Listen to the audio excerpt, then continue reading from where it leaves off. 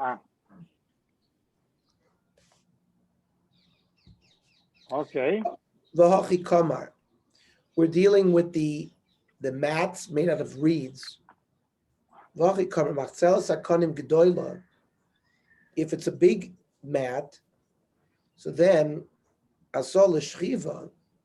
If it was purposely prepared for a mattress, mekabelas tuma v'masachkim bo. It's a kli. It's makabel tuma. Therefore, it doesn't fit the rules to be used as kosher schach. Taima dasol l'shchiva. That's because he had a specific intent to use it to sleep on, implying hastama, that if he just made the mat without any intent, it's nasa kamisha solasichov. It's as if it was made for schach, therefore mesach kinba. Ketana, a small, like, let's say it's it's a katana would be, let's say, it's something that was made for a human being.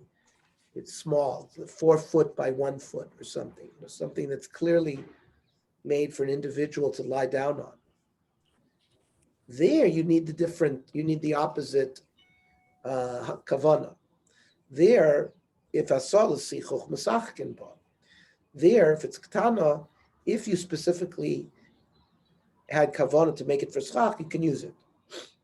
Time with asal is sichuch haistama, but if it was just made without special intent, nasa kami shasol shchiva, then it's made for mattress, famous sakin. That would be the sheet of the Chachanim in the Mishnah. The also Rabbi Eliezer lemeimar, and Rabbi Eliezer would come and respond to that achas ketana of achas gedola, whether it's small or large, and you didn't have intent, stomach ksher l'sichov, it would be kosher l'schach. Amar le'abayi hachi, if the way you're learning is correct, Rabbi Eliezer oimer achas ketana v'achas gedola. It shouldn't start off by saying achas ketana v'achas gedola. It should say achas gedola v'achas ketana v'boile. That's number one kasha. V'od ki pligi. The real place that they argue is bigdola hu de pligi, even in a large mat, and Rabbi Eliezer lechumra, that even in a large mat, the intent is to sleep on if you didn't say anything special. Where do we see it? We have a brisa, the Tanya, machzel saktanim, a mat made out of reeds, big gedola, mesachkin ba. If it's big, you can use it for schach. Rabbi Eliezer omer, it's only in ena mekabelas tuma, mesachkin ba. It's only if you specifically made it for schach. So you see, they argue in the Gedolah as well. Ella, based on this brayso, Amrav Papa, in a human-sized mat, small one that's obvious, it looks like it's meant for a mattress. There's no machlok. There's stamel l'shchiva, that even if he made no intent, even if it was a stam made, it's meant for a mattress, and therefore will be not kosher for schach. Ki pligi bigdola. The machlokas is with a big mat. Tanakama savar, the Tanakama holds stam gedola l'sichuch. If it's a huge thing, it's clearly made for schach. But Rabbi Eliezer savar, no, stam gedola nami l'shchiva. Umaya sol l'shchiva dekama, and that which he made us that you have to specify that it's made l'shchiva. Hachi kamer stam asiyasa nami l'shchiva. The making even a large mat is stam for shchiva. Until you purposely announce and say that your kavana is for schach. Darabana. Machzelas shel shifa v'shel gemi. Again, these are mats made out of long woven reeds that are woven together. One is the gemi are smaller ones, but they're also woven. So again, gedola, if it's big, then mesachkin bo. This stam, a big one, is not going to be made to lie down on. It's going to be made for schach. Ketana ein mesachkin bo. And the ketana of stam azoi is made to lie down on. Shel konim v'shel chilas. If these mats were made out of regular thick reeds, not these woven things, then gedoila mesachkin bo. If it's big, you can use it for schach. If it's clearly woven, aruga ein mesachkin bo. A woven one is usually made as a mattress. Rabbi Shmuel, Rabbi Yossi, Oimim Mishum Aviv. In the name of Rabbi Yossi, achazu v'achazu mesachkin bo. He said that stam, these types are not made l'shchiva, they remain tohor, and you could use them for schach. V'chenei Rabbi Doisa Oimer Kidvarav. Rabbi Doisa said the same halach. Tanan Asam, kol hachoitzolos, all mats in general, mitanim tamim meis di Rabbi Doisa. Now, if you say that a mat can acquire tumah, as a din kli, and therefore such a mat would not be kosher l'schach l'chora, but Rabbi Doisa seems to be saying that mats in general are kelim. The Chachamim oibrim medris. The Chachamim say no, they're metame, but only tumas medris. Medris is like when a zav or a zava sits on it, not a mace. It was not tome through tumas negia or oil of mace. Now the Gemara analyzes medris in, tome mace low. Now from this Baraisa, it seems it only becomes tummy through spitting, but not tummy mace. But well, how could that be? Vanantnan, kolametame medris, metame tummy mace. These sort of go hand in hand. If something is a status of a kli, that if a zav or a zava sits on it and it conveys tumah to it, it certainly will be capable of acquiring tumah from tumah's mace. So ema, you have to amend the way we learn the Mishnah and say af medris, meaning not only is it metame tumas meis, it's metame even tumas medris when a zav sits on it. Now the question is, my chutzolos, what all of a sudden is this new thing that you said chutzolos? We've already been through that. If it's a mat made out of reeds, some of those mats are kosher l'schach, so it can't be all mats are tome mace, then you wouldn't have been able to use any kind of mats for schach. So what is this chutzolos? Amar Avdimi bar Amduri, marzuvli. It's in Persian, the word is marzuvli. Well, the Gemara doesn't know what my marzuvli. What's marzuvli? Amar Rava, mizabli. It's in Bavel, they called it mezavli, which are woven reed mats. So chutzolos, now we understand, is a material that's woven. If it's woven, we said before that would be l'chol hadei as a kli, and would not be kosher l'schach.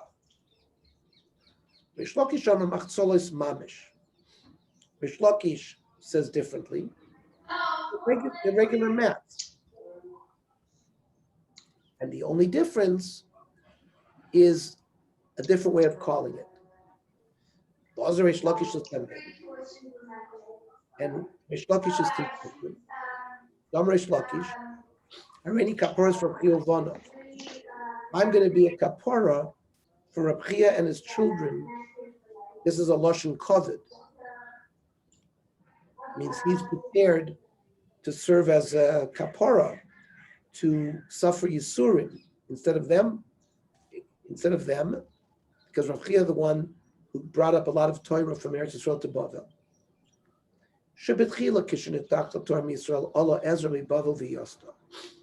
When Torah was forgotten So Ezra came to Eretz Yisrael from Bavel and recreated the halacha.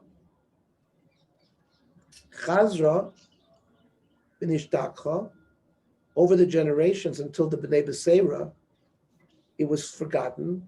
And then Hillel Abavli v'yosna. Came Hillel Abavli many hundreds of years later, after Ezra, and did the same thing. Chazra v'nishtachcha. Then, hundreds of years after Hillel, the Torah was forgotten, and all of Rav Chiya Uvanav Yasdua. Rav Chiya and his children came up from Bavel to Eretz Yisrael and reestablished the Torah. And one of the things they reestablished, V'chein amar Rav Chiya Uvanav, lo nechleku Rav Doisa v'chachamim al machzolis shel Usha. The mats that were made in the city of Usha, they were very soft, and therefore they were made for mattresses. So there, everybody agreed, shehein tmeos, that they are makabel tuma, because it's a kli. Therefore, of course, on those, you would not be able to use a schach. And the mats made in Tveria, B'shel Tveria, shehein tohoros, because they were not soft, they were hard. People wouldn't lie down on those. And that it could be kosher for schach. Al man nechleku, what would machlokas chacham Rab Doisa? Al shar mekoimos, on mats made elsewhere. And the machlokas is the following: Mar savar kivan deleka de Yosef alayu. In those places where you couldn't sit on them because they were too hard, kedid tveria dami. So they're compared to the mats made in Tveria, which would be tohor, because it's not a kli, and it would be kosher l'schach. Umar savar kivan de mikri the Yosfi alayu. Since there are times where they might sit on it occasionally, so therefore they treat that kedusha damyan, even they're treated like the soft ones, and therefore they would always be tamei. They would be considered kalim. You would not be able to use it as chach. Omer mar kol achoitzalois metamim tamei meis divrei Doisa. We mentioned this before. We quoted this brisa that mats, according to Rab Doisa, are always tamei. We have a brisa that said Rab Doisa said like those, like Rabbi Shmuel Rabbi Yossi, that all mats are tohor. So it seems to be a kasha in the words of Rab Doisa. So loy kasha, hadi islay gedanpo, hada lespe gedanpo. Gedanpo are like legs, like it's not just a mat. It's a mat that legs have been attached to them. Well, that's clearly going to be treated like a mattress, like a bed. And therefore that's a kli, and you would not be able to use it as chach. Meisvei, I'll ask you a kasha. Choitzolos shel sha'am, mats made out of sha'am or gemi, v'shel sak or sackcloth, v'shel sfira, which is horse tail or horse hair. So these are all soft, and therefore metame tame meis, the Rab Doisa, because people will lie on it. The Chachamim, I mean, not only are they tame meis, they're tame medris, af medris. Now, bishul mandamar marzubli. We remember when we used the word marzubli, we didn't know exactly what it meant. It was machlokes Reish Lakish and the other mandama. So according to the mandama that said marzubli is sham mishul yami chazul kinta de peri. So sham and the ones made out of sham and gemi are fit for making small baskets because it's woven very tightly, and that's clear that it would be a kli. Shel sak v'shel sfira chazul legul kivitzani. I'm sorry, sak and sfira are are good for baskets that you would put vegetables in. And the sock and the ones of sack and sphera are good for small sacks because they're woven tighter. But the way Reish Lakish learned that marzubla were regular mats. So bishma shel sak v'shel sphera. I understand if it's made of sackcloth or horsetail, chazul frose v'navavasa. Those are good to cover stalks in the field that you make, flour out of. But what would these mats made out of sham and gemi be good for? Or answers chazul and yasa. That was for beer. It means when they would make beer, I guess they would cover them, various burials, and it had a usage as well. So therefore, it's a kli. Therefore, it's makabel tuma. Therefore, would not be able to be used for schach. That's one way of learning. If it's real big mats, shel sham shel gemi chazul and yosa, good for beer.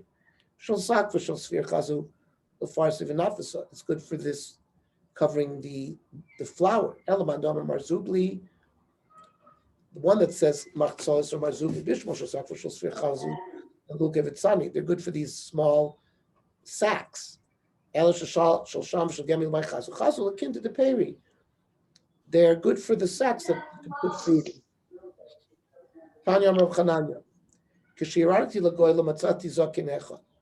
When I went into the Golus, I met an elderly Jew. You know what? You can use budya for schach. It's a type of a mat. Shabati ate Rabbi Yoshua in Eretz Yisrael. Achi Abba, my uncle, hoida udvarav. He agreed with that psak. Amrav Chizda, the huda less like dampa. The only time that you can use it for schach if it doesn't have those legs. If it's got legs attached to it, then it's clearly used to sleep on. You wouldn't be able to use it as schach. Amr Ula, Hani Budaisa, the Bnei Mechuza. These kind of mats that were called Budaisa in Mechuza, Ilmole Kirshalahan, if it wasn't for the sort of the back wall that they had, maybe like a hard board underneath it, again, a raya that it was being used as a mattress, Masachkin, if it didn't have that, you could use it as schach. Tanamachi, Masachkin bebudya, you can use it for schach. However, in Yishlein here, a Masachkin bahen. If it has this back wall, it's clear that it's made into a kli, and therefore a Masachkin you would not be able to use it for schach. Hadulach Sukkah, Hadulach Sukkah, Hadulach Sukkah. We finished the first parak of Sukkahs.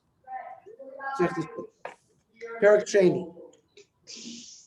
Ayasham Tachat Kamita Basukkah. Person has a bed in the sukkah. He sleeps underneath the bed. Lo yotze de chavaso. He's not yotze because the bed serves as an oihel, which is mafsik between him and the sukkah. And the Rashi says, Ikra yeshiva sasukkah achila shtia v'sheina, eating, drinking, sleeping. On Rav Yehuda, le'agin ayinu shayinu yeshein tam samita v'de'azkin v'lo amrlanu davar. Rabbi Yehuda testifies that we used to sleep under the bed in the sukkah, and the Zakanim, they didn't protest. On Rabbi Shimon, Ma'aseh b'tevi avdo. Rabbi Shimon had a famous Eved Knani, who was a big Talmid Chacham, Tevi.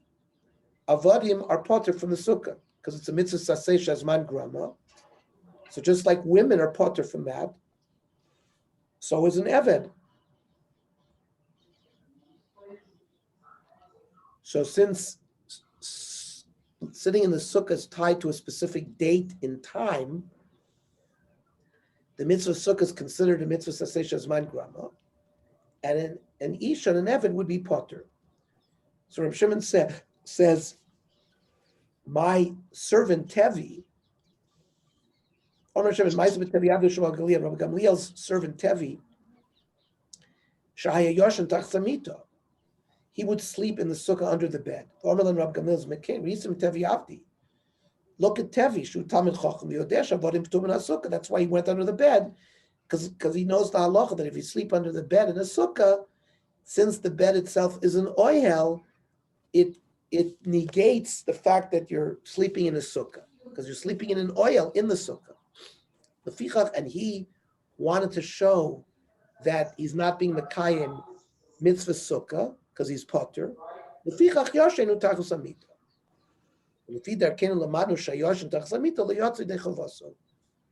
And therefore, we can deduce from his activity and from this story that sleeping under the bed doesn't allow the person to fulfill the mitzvah sukkah. And Lechura, Rabbi Gamliel just sort of told a story. Rashi says, "Apishaloi Amar Lanu l'shem Talmud, Ela l'sichas chulin ba'alma, shaya mishtabech ba'avdo, l'b'tichusa ba'alma." He was like praising his eved, but like almost like a joke. Therefore, lamadnu al pi derech b'tichusa sheyoshan tachzamito liyotzedei chavas. You can still learn halacha from it. Now the Gemara says, "What do you mean? Why should a bed be considered an oihel? V'haleka asara. A bed isn't 10 tefachim high. You can only, a structure that has the status of an oihel has to be at least 10 tefachim. Tirgam Shmuel b'mita asara." So Shmuel answered that kasha by saying, no, we're talking about a bed that was 10 tefachim high. Therefore, if you slept underneath it, you were sleeping in an oil, which invalidated your sleeping in the sukkah. Tnan hasam, echad chor shecharu mayim. This has to do with what type of structure acquires tumas oil. So let's say a rock has been hollowed out through erosion by water, oshrotzin, or let's say another structure was eaten up by wild animals, made a hole in it. Osha chaltu malachas. Or let's say something salty eroded and made a hollowed out a structure. Became mitbach advonim. Rashi says big stones. And sometimes one is assembled on another, not by human hands. Underneath it, you could sleep underneath it. Same thing with beams, long beams that are on the ground. One is on top of another. Normally, you're just gathering them because you're a construction person. You're storing them in a let's say in a lot. There's so many holes between them. An ohel is memela created. So what if a kazayas mace, all of these examples fell into this non-man-made oil, and there's kalim underneath it as well. Ma'il alatuma. The Tanakama here holds that even an oil that was created sort of in this fashion will serve as an oil for tumah. Rabbi Yehuda called oil she'eno asu b'dei adam eno oil. Rabbi Yehuda disagrees. He says a construct that creates an oil has to be built by human hands. If it happens to have a din oil because it was made that way naturally, there's no din oil. Now, my time at Rabbi Yehuda. So where did Rabbi Yehuda get this? That we'll learn tomorrow. So again, tomorrow we're going to learn Daf Yomi at 9 p.m.